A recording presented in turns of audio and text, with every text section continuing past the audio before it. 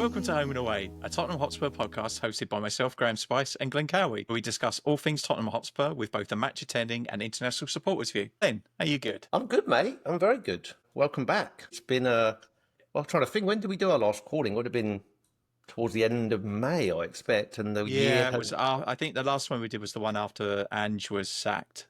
yeah. So The year has flown by. I can't has quite believe indeed. it. Mid-July or late July now. We've already played a pre-season friendly, which we were just discussing that you didn't attend. No, it's so annoying. It's so close to me as well. Would have loved to have gone. Circumstances meant that I had other things planned for me. And my mother-in-law's car was in for a service, and I wasn't sure what time it would be ready. But as it was ready in plenty of time. But by that stage, all the tickets had sold out. I heard there was lots of trouble getting to the ground from all the park and rides anyway, because I don't think they're used to coping with that many supporters turning up for a match at the stadium, to be honest. I don't even know what it's called anymore. It's not the Medeski anymore, is it? I think it's something... That's about 3 owners ago at this rate. Yeah, the John current ones... They've had a couple of real wrong uns in charge there. Well, you saying that it's close to home, obviously it's close to home for me as well, because as our listeners know, we're from the same area. I was actually born in Reading, so I would have certainly gone if I'd been there, and I did have a few mates that did. But yeah, I've only seen the extended highlights. I have not seen the whole game. But your initial comment, and I'd agree with you, I really like that black kit. Quite a nice kit. Really nice. Even better that I remember saying it at the time for during the Europa League final. I really liked the tracksuits they were wearing, and they were not available to buy anywhere. They've just released them on the club shop. Oh, okay. Yeah, nice. So I'm definitely in for that. It's 120 quid for the jacket, but I'm going to have to find the money for that. It's really lovely. Nice looking jacket. Yeah, but I really like the black kit. I think I'm going to get that one this season. I'm not usually one for a lot of kits, but that one's definitely going in the collection. It's a nice kit, and well, the players that were wearing the kit, I've seen the extended highlights, and look, I can only take what I can take from highlights. But the one thing that stood out to me, we've got a bit of a player in Vuskovic. My God, he was something, that's for sure. Well, I was debating whether or not he'd actually be loaned, but I don't think he is. I think he's firmly in the plan. Like, he has to be, right? Well, yeah, that's a centre back doing that as well. Yeah. So we've still got Dragusin still injured and will be for some time. We've got the new Japanese kid who's 20? Yeah. So he's another one. He should be on the fringes of the first team. Dorrington's gone back out on loan to Aberdeen already. I think you mentioned that. It happened on Sunday, didn't it? Yeah. You mentioned it to me. We've still got Phillips still around. He may go out on loan again, but I'm thinking that actually we've got. I thought last year we weren't too bad for centre backs, and then they literally all got injured at the same time. But I'd say numbers wise, we seem to be okay there. But there's still a lot of talk. We've been linked with a bunch of quite expensive centre backs still.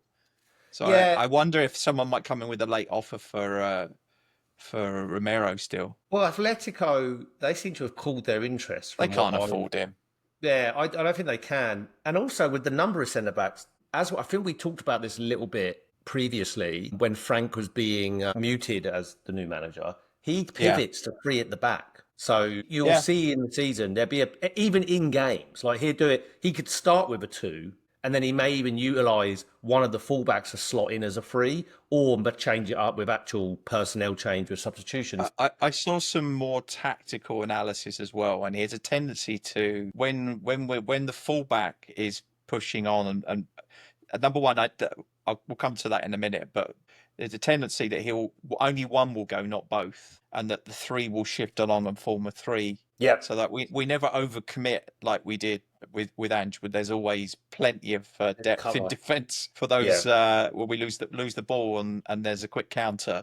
So that was interesting. And that for me was what the really interesting opportunity to see him set a team up for the first time, and the differences there was between last season and this season already. Well, I saw something doing the rounds on social media where it was half time and he was in deep conversation with Matty Wells and I think Cochrane and maybe another coach, and he had either his iPad or something out. This is Frank. And just for like a solid 3 minutes, you could see like very detailed. It couldn't be more different to Koglu, could it?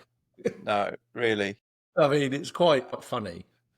I think if I the starting lineup, I'm not sure which way around it was, but whatever was they've originally said to be the starting 11, keeper was switched. It was different keeper. I think Vicario started. I can't remember which way around it was now. No, I think Kinski, from what I can make out, Kinski started because I think from Yes, the highlights, yes. I'm pretty sure Kinski started. Yeah. So he had a good half. I thought he looked Do you think that's decent. it? Do you think that's it for us? Do you think they're the two, Vicario, Yeah. Kinski? That's it, and Well, then there with may be Keely's a gone already. yeah, yeah. I can't. I can see Forster's. Is he already contract out already, or I think he's must be? gone. Yeah. And Do we then you've need to got name? Is it Austin's three the keepers in third. the Champions League? I think Austin will be the third because he's still the homegrown home. Yeah, Uh, he's the yeah, hometown hero. He's the man who will be. At least he's played some games for us now. He's yeah. got some No, experience. Yeah, I think he'll absolutely. be the. I think he'll be the third for the squad for the to make up the numbers. So you, Then solid back four again. Porro, Danso, Romero, and Udogi. It's a good starting lineup I don't in think we can defence. mention Porro without mentioning Porro's new hair. Yeah, I saw What's a. he done? I don't know if you saw. Someone sent me this clip of this bald guy on a beach. And basically, he basically he got like had sun cream on his hair, stuck his head in the sand, and he come up and he looked just like Pedro Porro. Yeah, yeah, yeah, yeah, yeah, exactly. Yeah, I saw I that know. on one of the training videos of preseason. I was like, bloody hell, what's he done to his Barnet? He's a character, isn't he? Oh, he's funny. I hope he's. It tells me also, and we kind of touched on this, right? Our position in the league, there needs to be tremendous context put to that. Last season, the manager that we had came out and basically said it like, yeah, we just focus on Europa League, and yes, it paid off. And also, we did have a tremendous amount of injuries. I've always maintained I don't think we need a great deal, like in terms of additions. And we get to it in a minute, like on who we've signed and who we think's coming. But we probably only needed 3, maybe 4 in terms of in the door to kick us on. And we're starting to see that, right? In terms of our approach with a centre back, Kudus, and then we've I got think the Gibbs pro- White, which we'll talk about. I think the problem is we shipped a lot out on loan last season, right? So they're all back. So actually, we have Yeah. a very big squad with everyone currently around. We're going to have Yeah. to make some decisions. There'll be players who will probably be sold on fairly quickly. Brian Hill will be one of them. He's still there, isn't he? Yeah. I know. Manos Solomon. I mean, Brian Gill was going to be again one of the worst deals ever, right? We gave Lamella and cash, and then gave him back to them, and then sent him somewhere else for a year, and we're going to sell him for peanuts, which is a shame because there's definitely a player in there. He's just not a Premier League player. I feel a bit sorry for Solomon, if I'm honest, because he'd actually never really got a proper run at it at Spurs, and then he went to Leeds and done very well. But you assume he's going to probably sign there permanently, you would think. I mean, I'm not sure if they haven't already moved on to other targets, which might be hmm. maybe someone will pick him up. I think we might have to again. Look, the good news is we got him for free, right? So we're not losing money on him. Even was we can't balls that one up. was he in the squad for the game against Reading? No, Like, did he? I didn't see No. him. I think he's injured. I think I saw that he picked up an injury. Him and the Yeah. new Japanese kid. I forgot his name as well now, but he's also he picked up an injury. Yeah. Okay. So the starting, I think I said the defense was Porro, Danso, Romero, and Udogi. Danso again. I think he looks very comfortable in this formation. Mm, He's such a solid lad. I really like him. And then mm. Bentancur and Divine. Divine played in the more advanced Yeah. role. I Which thought he's he been looked quite bright. he's been kicking around the squad since we played Marine in the FA Cup, which Yeah, was well, under he scored that Jose goal, Mourinho. and he's still only 20, I think. Yeah. He feel like he should be a lot older than that, but I think he had quite a good loan out at Westerlo last season And with also, not that he Vuskovic got as any well. minutes, but George Abbott was on the bench, who of course was at Notts Played County. second half as well. Yeah, okay, I think he yeah, came on and played some. He had a great loan at Notts County. They're yeah. all, We had all we had the raving benefit about of him. our man on the ground in Nottingham, your Yes, son Thomas. yeah. He saw him a few times, and he said that pretty much every time he played, he was the best player on the pitch. So it's good to Yeah. hear. Good feedback Well, from a loan club. no, absolutely. And then just to touch on, we talked about it a bit, but Vuskovic, what was it? An assist, a goal, a clean sheet in his debut, And and clearance off the line. the clearance off the line. It's that you attribute to a defender, but not the assist and the goal. But he was scoring a lot of goals on loan, I wasn't think he he? scored 8 goals last season for Westerlo Yeah, as a central defender. he That's clearly quite a puts lot. himself about, and he It's looks just an absolute enormous. unit. Yeah. He went over to celebrate with what's his name, Kudus after the goal because Kudus had laid it on for him, and he hugged him, and he looked like he was hugging a child. It was so funny because I didn't realize. I thought Kudus was a bit of a unit, but he's only 5'9". He's only the same Yeah, height he's as not me. huge. But I'm like, just looking. Why wasn't Tell in? He's played Euro he 21, didn't came he? back late. That's why. Okay. Him and Yeah. Adalbert as well. Yeah. Those two. So Did they go there's to the another final? two. Didn't they go to the final? Potentially, Can't remember if they I went to semi-final or final. think semi-finals. But Same with Gray as well. yeah. Okay. Archie Gray was in England. Yeah. So so there's more that we still need to got back. So we've got like that just goes to We further got numbers, solidify as that. I said. Yeah. We could have played three halves and had Yeah. three separate teams quite comfortably, I Yeah. think. But We yeah, have so numbers. Johnson, Solanke, and more a couple of nice little dribbly runs. Would have liked to see a bit more out of him, but it's all still there. I think he Yeah. needs game time somewhere, and whether that'll be with us or on loan, I'm not sure this season. There's been a lot of rumours that Dortmund are after him, but I don't think Yeah. Okay. we'd want to sell. I Yeah. think I we'd don't. want. Yeah. It'd be a great place for him to go for a loan for a season, wouldn't it? Yeah. They seem to develop, don't they? They seem Yeah, to. exactly, and he'll get game time there. Yeah. They love an Yeah. English wide player. No, it's a great shout. It's a great shout. What do you read into Sonny? There's a bit of stuff that I've seen circulating where he looked Second a bit. half, Yeah, he looked a bit he looked way off the pace, like tired. way off the pace. Some were suggesting he just looks completely disinterested. I'm not sure about that. I just felt like the game passed him by pretty much. Did great. It was Well, difficult to watch almost. you're going from the highest of highs to then a pre-season in Reading. You know, it's not going to get your blood flowing. And it's early, right? But Yeah. I'll be honest. I wouldn't be surprised if he left after the pre-season match I in do wonder Korea. that too. I think there's a commitment for him to stay until after the Korea match. Is it essentially 2 years left on his contract, or is he One. going into? Yeah, This one. this is the year extension that he's about to start.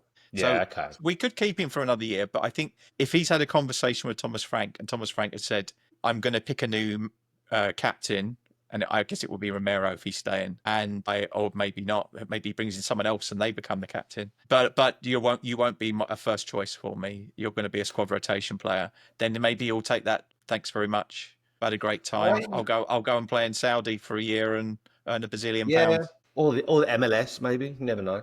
Yeah, but Well, he could. You He's know got- where he could end up with Lloris at LAFC. yeah. So I mean, he'd probably look really good over there, even in his current state. Or maybe he just Yeah. needs a change. I mean, let's be honest. Is it 11 years now? He's been a good servant for the club, I'm just glad we've given him a trophy. and he's a European trophy lifting captain. So, as far as I'm concerned, he could never do any wrong in my eyes. But No, I agree. he didn't look it. Yeah. So some other Yeah. things from the first half, just quickly before we get to the second half team. We got the ball forward a lot quicker. There wasn't so much playing it around at the back. There was one or two passes, and then there was a decisive through ball. And we kind of bypassed a lot of the midfield with those forward balls, which I thought was quite interesting. So we're getting the ball into forward areas quicker. And that's very much Thomas Frank. Yes. Yeah, exactly. Just the things that you could see immediately. The fullbacks, when they did overlap, were very wide. They provided width. They were not like inverted. They were not coming inside as number 10. They're not doing that. Yeah. Yeah. Yeah, because I remember that in the first pre-season under Ange, I went actually because it was in Perth in Australia. And it was weird because we were like watching the fullbacks just appear in the centre midfield. And we're like, what's going on here? But yeah, more of that. The difference is that Udogie was getting around the outside a lot. There's a few balls into him around the outside, and he was getting good crosses in. So that was good. What else? Set pieces. We looked like we'd been coached doing set pieces for a change. Well, on that, and I'd be interested, I didn't pick up too much on the extended highlights because I didn't focus on it maybe, but our pivot to long throws, and there was an article I read on The Athletic. It was a short one, but it was I think it was Sarr and Basuma and somebody else were like horsing around in the dressing room, and they were doing like dancing behind them. And someone asked him about in the press conference who had the longest throw. It was Danso. Unfortunately, he might not be starting games. You can't bring him on just to take a throw in. But I did the article's quite good because it goes into more detail that it's not just a lump in the box. They're actually quite considered, like with how we utilise this. Yeah. And also, there was an example they gave of Brentford away to Fulham last season where they shaped to do the long throw and it was all a big decoy and they went short and they scored from it. Like, because they overloaded the other side before they knew it, Yeah. they were overloaded on the left and they scored. So it's quite funny though seeing that like long throw auditions. I did a bit of research on this. I can't remember where I put it now. I looked at last season for Brentford and Yeah. 10%. No, I think 2 to 3% of their throw-ins ended up in a goal or like Yeah. a chance, which is Yeah. comparable to a corner. So that's it's a tool, right? It's just why would you, if you can add 2 or 3% more goals a season 100%. just by utilizing a throw-in skill, I'm completely okay with that. Yeah, absolutely. So yeah, so generally set pieces, even in the pre-match warm-up, they were practicing set pieces like corners, free Yeah. kicks It's with what you want to see. how the players would line up in a defensive and offensive position. So just the coaching looks like night and day. I got to Yeah. be honest that the new guy I can't remember his name now, the guy who used to coach the under 18s out or Cochrane. youth, Cochrane. Cochrane. Yeah. He looks like he's marshalling everything. He looks Yeah. like the brains behind that outfit. He really looks. Well, he's Every time very I've seen involved. anything, yeah, And yeah, footage I've seen online of him at training sessions, he seems to be very, very across vocal, things. yeah. But the So second half so team. just a couple of other things. Yeah. Sorry. Still No, quite a no, high go. line. Still quite a high line. So we weren't super deep, but it was more of a mid Yeah. block. So like I felt like we were, and also there was enough players that it wasn't. I Well, never the felt thing is, with a high line though, Danso's no slouch either. Like we talk about no. Van der Ven's pace, but Danso's pretty quick. Yeah, but you don't want them facing their own goal if you can Correct. avoid it. But Correct. so I feel like I'd much rather have his massive meathead heading it away than I would Yeah. him running towards his Akin own goal. akin to the Europa League final, where I don't think he gets enough credit. When he came on, he was absolutely Yeah, colossal. yeah, Being, absolutely. Yeah, yeah, he just shored um, it all up for us. And what absolutely else? did. Kinski's distribution, his kicking was excellent, really good. Well, that's never been a concern for me of him. It's been his No, other. but I think I've always said if you under could merge Frank the though, two keepers, you'd have the perfect yeah. goalie. But the thing is though, of the two of them, I think Kinski suits Frank's style of play more Yeah. Okay. because there was a couple of times where he's made basically he's hit Solanke or the number 10 or one of the wide forwards that's come inside. He's hit them accurately and we're already in the final third of the pitch. So he's literally bypassed the press completely. So I think that again, that's another way of getting us out of if we've got teams that are going to do a high press against us, it's another way out rather than trying to play it out from the back and getting ourselves into a shit show, which we've done on more than one occasion. No, absolutely. And also And the there other was a thing about it is yeah, what we've moved away from as well is just as we've covered, like it's the same repetition of play. Like with Frank, we're going to have different ways to play. It's almost like the horses for courses analogy, right? oh absolutely, yeah. We're not just going to be, it's who we are, mate. No, we will tonight, Matthew. I'm going to be Yeah, yeah.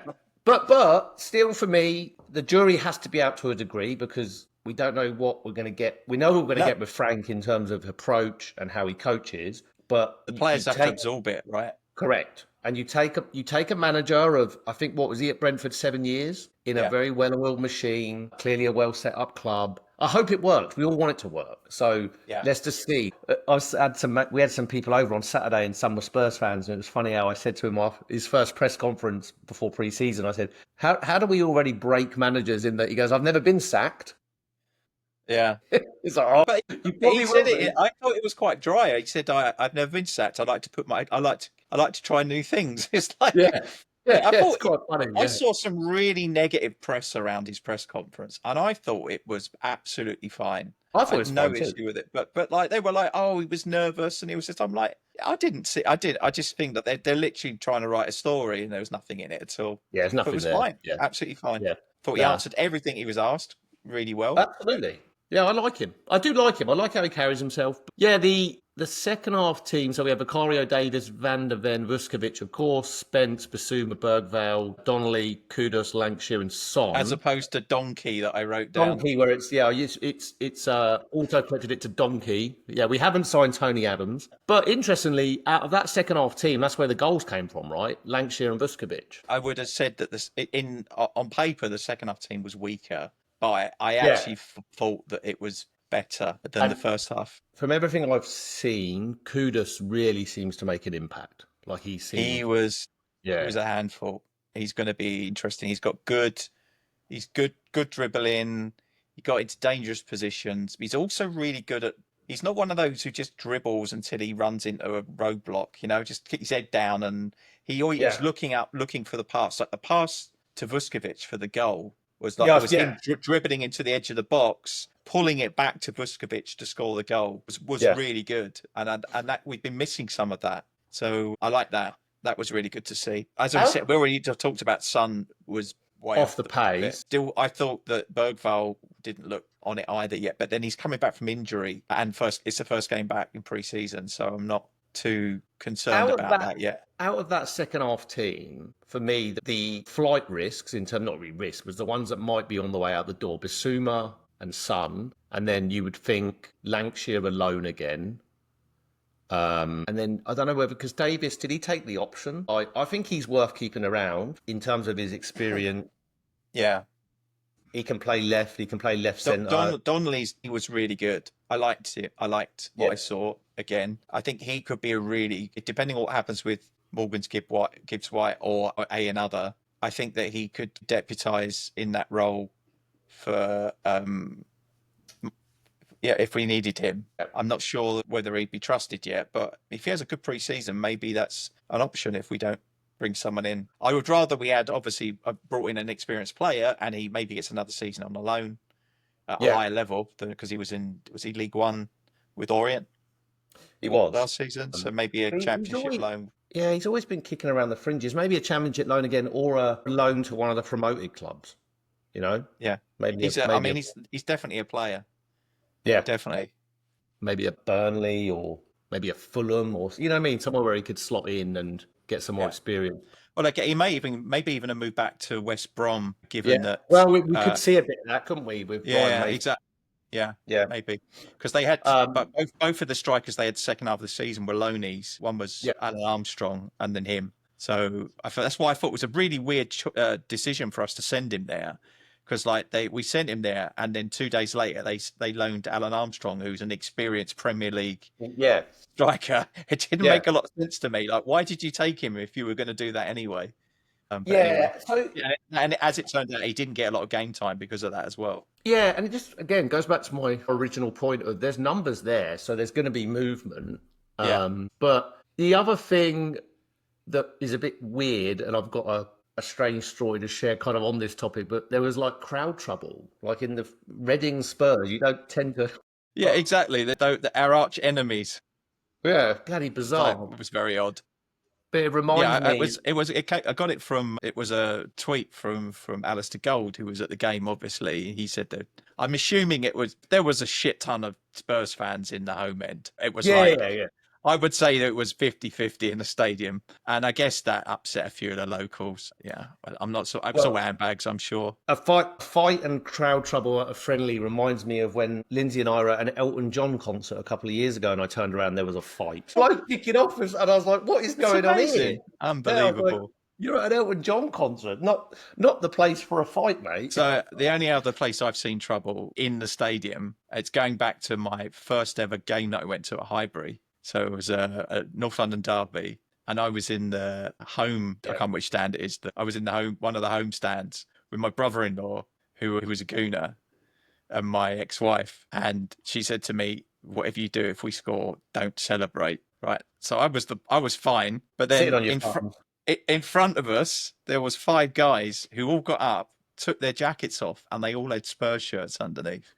And the hatred that came flying over the top of Yeah, us, it was like yeah, it was a lot. They were fighting each other. The Gooners were fighting each other to try and get at them. It was carnage. I just sat there like, I'm just gonna wait for it all to die down. But yeah, yeah. I had a one experience many years ago, and I was probably about 10 with my dad, and we were at White Hart Lane, and there was like it was Man United at home. I think it was a League Cup game. Maybe it was I'm sure it was a cup game. But anyway, we ended up in that area where it like crossed over into the away. So there wasn't great segregation. And I just Yeah. remember being lifted out above all of the crowd and then helping me down and then getting to the steward and then my dad meeting me. And the steward took care of us. I would take you to another area, like, because it was like Man United fans, because they're quite bad United fans in terms of Again, trouble. Yeah. one of the only other times I've seen trouble was after FA Cup semi-final outside of Wembley. Yeah. On the ramps down towards Wembley Way was Yeah. kicking off there as Man U Yeah. fans again. Yeah. Man United fans can be. Actually, I think Thomas was there with me. I think Thomas or John. I can't remember who was there with me. We got off the train, off the tube at Wembley Park, whatever it is, Wembley Park Central, is it? I can't remember what the name of the stadium, the station is. The doors open and there's a man on the platform with like claret coming out of his face. No. I'm like, this is a good start, isn't it? We just got off the tube.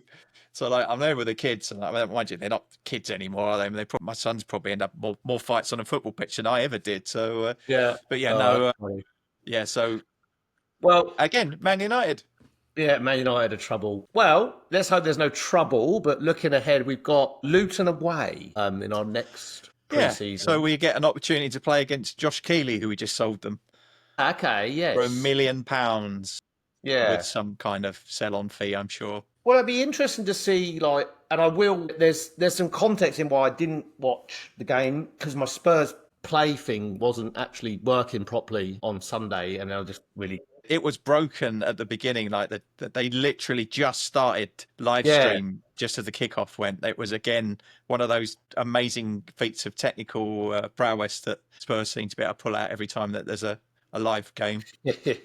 So I try and watch the whole thing on Luton away, but then it gets more interesting because, of course, we'll be recording Time another zone episode wise for you, for sure. Yeah, we drop into talking about trouble at pre-season games. We're playing bloody Arsenal, which is bizarre.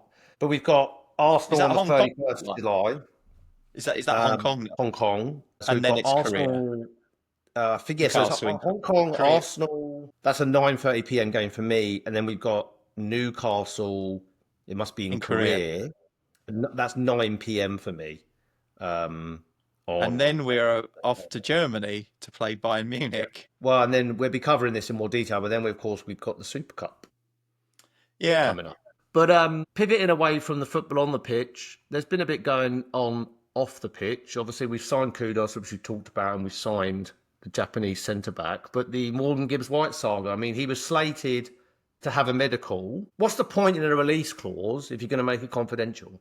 Yeah, I mean, and do you know what? I would not be surprised if 60 million was a lowball offer that Daniel Levy thought he'd try, because he never bids. Even if we knew what it was, you'd be daft to just offer it, wouldn't you? You'd say, all right, 55 million, and he'd go no, and then you go, all right, 60, and then you go, how did you know it was 60? I didn't. Yeah, I just think we guessed it. I think we just went, we'll offer 60 million because there's a good opening offer, and actually that was the clause. So, but I think he's trying to save face more than anything, Marinakis. Yeah. Well, I think the transfer will get done. The player clearly wants it. He was slated for a medical. He's quite close with Brennan Johnson, from what I understand. A tremendously good signing if we can get it over the line. And it came out of nowhere, really, didn't it? And what does that mean for Maddison's future if we did sign him? Do you think both of them can coexist in a Tottenham squad in enough minutes? We were missing Maddison a lot of last season, even when he wasn't injured. But again, as we said last season, on his day, Maddison is unplayable, but he just doesn't have enough of those days in the season. So maybe it's good to have competition in that place. Yeah, competition, because it might get more out of Maddison, but also in his own right, Morgan Gibbs-White is a good player. You've added something here which I didn't know, but he's not travelled to Portugal. Yes. So, but it's complicated, right? Because his wife is pregnant. And I think she's had a difficult pregnancy. I saw it mentioned on another podcast. So it might be related to that too. I think everyone's putting two and two together and making any number that they want it to make at this point. But so he hasn't travelled to Portugal, but he did play at the weekend. So he's been quite professional about it, which for me, if he really wanted out, would he have pushed for it a bit more by now? I don't know. I don't know. It just feels like it's dragging a bit. Maybe I don't know what it's waiting on. I know that he's been offered around to all other clubs, and they've all said no. And Which is that's interesting. Yeah. well Well, he because they wants. all know what the price now is as well, don't Yeah, yeah. they? Well, maybe he just. And I keep forgetting this, but we have Champions League football, so it's not really that big of a surprise where players say, "Oh fuck, yeah, I want to come." Like Yeah. it's so. No, I hope it gets done. Obviously, I think it'll be a tremendous addition because for me, he's a really, really good player. And then the other one that's been kind of marinating is Palina at Bayern. Yeah. And he hasn't gone to Bayern and pulled any trees up, but he was really good at Fulham. Really good. And he Well, understands the league. He's and experienced. I have had this discussion with Thomas about 3 times already, and I was like, do you know what? The 25 million, it's not a bad option. Totally. And Thomas doesn't rate him at all. At all. He said that his distribution isn't good enough for a Thomas Frank team. He's just a destroyer, which you could probably in a Fulham team, when you don't have a lot of the ball, that's a really important role. Right? But we will have. I looked at the stats. They had 47% possession, Brentford, last season on average, and we had 57%. So we will have more of the ball. So when we've got the ball, you need to be able. We need somebody who's going to be able to distribute the ball well. So he doesn't think that he's the one. He thinks Walton's a much better player, probably a lot more money. I think it would take 100 million to get him away from Palace. I don't think they need to sell, so I don't think that's an easy piece of business to do. No, I think Wharton, I think he stays. And I think he should, if I'm honest. Like, I think it'll better his career to stay there another year and be the big fish. I think he'd get more from staying there. Because what's he, 20, 19? He's not that old, is he? He's not that old, 20, 21, around that age. I think, look, I'd love it. I'd love him, don't get me wrong. But I think him staying there is probably a better move for his development right now. I would have liked him because he's English. Yeah. And that's same with Morgan Gibbs-White, another English player. The quotas are important, certainly in European football. So it would be good to get more English players, especially to have more England internationals would also be nice. Might pique my interest back in watching England again. Although the way that Thomas Tuchel's got them playing, I'm not sure it would. Yeah, don't even get me started on that. That's been not good. Well, it'd be it's going to be an interesting few more days before we leave for the Asia tour because you would hope and expect that we want to get deals done before we leave. So look, there's optics and there's commercial reasons for that too, right?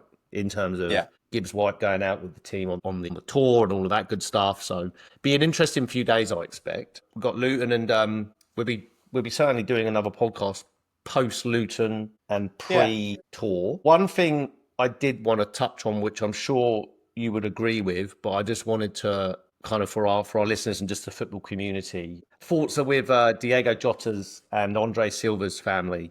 Yes. Bloody tragic news. Like we haven't. That was terrible. Really. This has happened. So just for the football world, like a terrible loss. A young man just got married, kids, like not just awful. Yeah. So So well said.